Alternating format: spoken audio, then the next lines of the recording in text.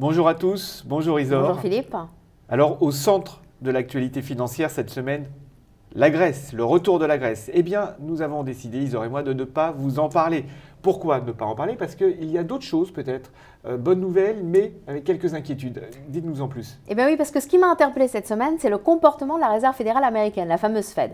Pourquoi? Parce que d'abord, elle a dit que les statistiques ne seraient peut-être pas toujours aussi encourageantes qu'elles le sont aujourd'hui. Et puis autre chose, elle a encore dit qu'elle maintiendrait ces taux à leur niveau exceptionnellement bas, au moins jusqu'à fin 2014. Ça, c'est une bonne nouvelle, Isor. Alors, les marchés ont plutôt effectivement bien apprécié ce geste, puisque cela améliore la visibilité. Enfin, si on regarde quand même un petit peu plus en profondeur, il faut peut-être se demander pourquoi la Fed a agi comme ça. Et ça, c'est peut-être pas très bon signe sur ses anticipations macroéconomiques.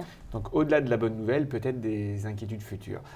Au niveau des valeurs, alors est-ce qu'on est sur le même état d'esprit, inquiet? Alors, c'est vrai qu'on n'arrête pas de parler de la crise et des perspectives macroéconomiques moroses. Moi-même, je viens de vous en parler. Enfin, il y a tout de même un secteur qui s'en sort très bien, c'est le luxe.